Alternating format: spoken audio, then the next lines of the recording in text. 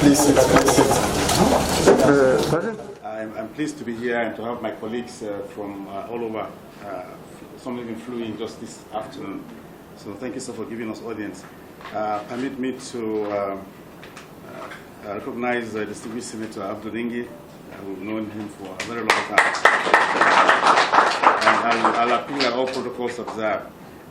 I've just been taught that in Canada we don't say former Vice President, from the people of Diaspora, and these are Nigerians, these are the business community which I represent, also the international community which I represent. I'm a member of the Global Leadership Foundation, under whose auspices the late, as you remember, sir, the late Joe Clark, you met with him in London in 2018, I think. Yeah. Okay, so I represent the community. I stand here on a very strong basis to do that. So we deem it necessary to add our voice and weight behind other well-meaning Nigerians who are urging you to join the 2023 presidential race, sir. As major stakeholders in the success and progress of Nigeria, we are concerned about the quality of political leadership in the country. In fact, the success or failure of a country is directly proportional to the quality of its political leadership. Leadership requires imagination, resourcefulness, vision, experience, competence, and formidable track record. Above all, a leader must possess the ability to assemble the best and brightest in the management of the country's affairs. In a complex and diverse country like Nigeria, a leader must also be someone with a unifying vision, someone who understands and respects our ethnic and religious diversity. Based on these criteria of leadership and from our assessment of the political situation in Nigeria, we came to the conclusion that Your Excellency is the most adequately prepared for the task of rebuilding Nigeria and setting it on the path of economic growth and prosperity. Sir, your record speaks for itself. As a former Vice President of Nigeria, you played a significant role in the implementation of the policy objectives of the Obasanjo administration. He gave you many responsibilities, including the implementation of the privatization program, which you discharged with distinction. You participated fully in the successful implementation of the administration's economic reform program. Besides, you assembled a formidable team of experts to help you execute those national responsibilities. And I dare say a lot of these members came from Diaspora, and quite a lot came from Nigeria as well. One of the most outstanding successes of the Obasanjo administration was the improvement in the country's GDP and boosting foreign direct investments in Nigeria. Your Excellency, you were part of that success story, and perhaps even the architect of that success story. The administration of which you served as a Vice President was able to achieve an 18 billion debt relief in 2006. Unfortunately, that effort is being bastardized and completely eroded today because the government of the day is taking us back into debt burden. Sir, we are not happy to see Nigeria moving backward. We are facing serious challenges such as insecurity, unemployment, poverty, declining healthcare standards, and education. Leadership is a serious task, and therefore no country can afford to leave its fate in the hands of people who want power for its own sake, but lack the basic qualities or qualifications to cope with the challenges at hand. Every issue the APC administration has promised to solve is getting rapidly worse. The general despair in the country is a sign of leadership failure. Against this background, sir, we are calling on you to answer the clarion calls of Nigerians to join the presidential race. Your experience as a successful investor, not only in education, but also other spheres of business, is a valuable asset that you can put at the service of Nigeria. The economy is central to the success of all government policy objectives. Your business experience will stand you in good stead managing and growing the economy. Waiting for good luck, no pun intended, is not an economic strategy. Nigeria needs a man like you who has the acumen for assembling a formidable economic team to strategize on the solutions. We, Nigerians in diaspora, recognize that you are pro-business and in tune with modern business skills. Nigeria is best placed at a strategic hub for service delivery and the attendant jobs that will be created by it.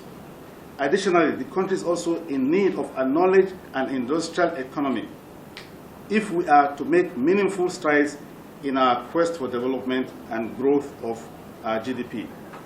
Based on your track record, sir, you are the most adequately prepared for the office of the President and the yearnings of Nigerians in diaspora, and I hope the PDP is listening.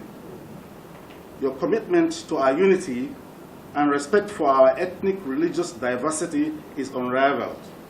Your commitment to do justice to all Nigerians is one of your strongest and most endearing virtues. Indeed, sir, these are reasons we are inspired by your qualities.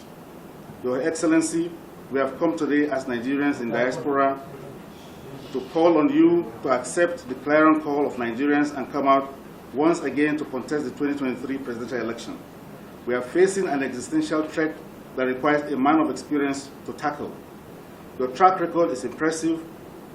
Democratic leadership is as effective as the qualities of those who are elected. Electing candidates who are not prepared for the office leads to disastrous outcomes. We in the diaspora are desirous of true change that can only come about by electing the right leaders like you, sir. Sir, accept our call to join the race in order to fix Nigeria. Thank you, sir. Here's a copy of your speech, right? Yes, sir.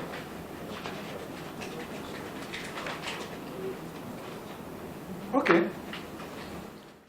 People 2023! This Nigeria!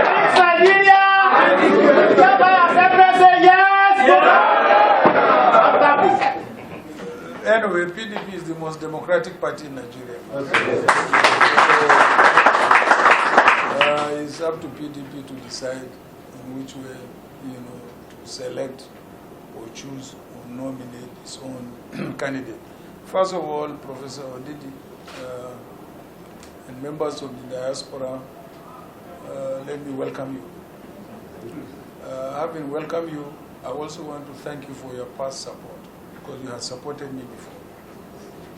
And I want to acknowledge that, and I want to be very, very grateful to you for that support. And I'm not taking it for granted. I know in 1999 when we came in, I went around the world to try to get Nigerians in diaspora to form a body. And from them, of course, I hired quite a number of our, administration officials. And I think they did a wonderful job. They did a wonderful job because, first of all, they were properly educated, and secondly, they had acquired experience abroad from more developed economies and developed countries, which helped them actually to do an exceptionally good work here at home. So I can say that we have got some of our best materials outside. My only failure was that I tried to get with the National Assembly to see how, Nigerians in diaspora, can vote. Unfortunately, I couldn't succeed, and up till now we have not succeeded. But I believe it is something that should happen. Having said that, I want to thank you again for coming and for urging me to run again. Definitely, a number of national groups have come here to urge me to run again, and that's why I responded to their call. And you are coming, to ask me to run again is an added voice to the voices that have come here before. And I want to appreciate you for doing that. I also want to assure you that, as usual, I will continue to consult with, the diaspora members And of course, if I have another opportunity, the very best we have abroad will be encouraged to come back here. There were some we asked them to come back, but we could not even pay them the salaries they were earning abroad. Yeah. Yet, they gave up those salaries and came back for the love of their country, for the sense of patriotism that they had for this country. So, therefore, I hope that if we beckon on you again, those of you who have the expertise and the experience, even though people like Professor Didi are making several millions, I don't guarantee that there is a job we can give you here, that can compensate, the amount of business you are doing.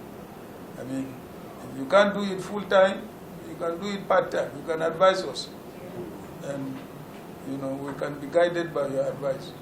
So I want to thank you very much indeed for this visit. I really do appreciate that. And as I said, I don't take it for granted. And we will continue to work with you, to relate with you, to seek for your advice, to seek for your partnership, and to seek for your support. Thank you very much.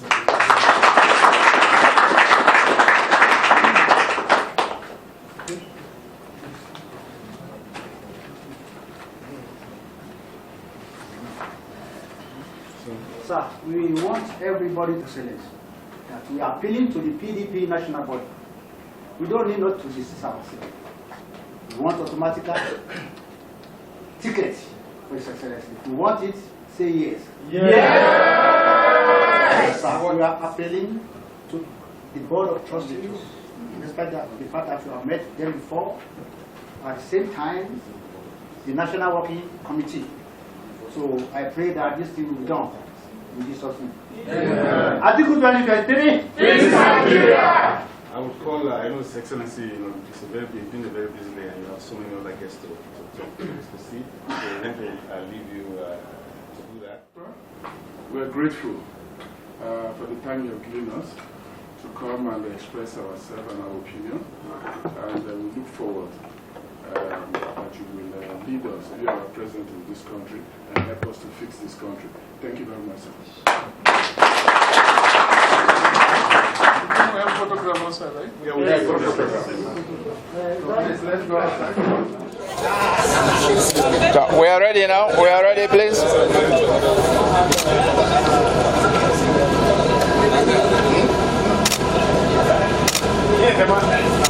Thank you, Excellency.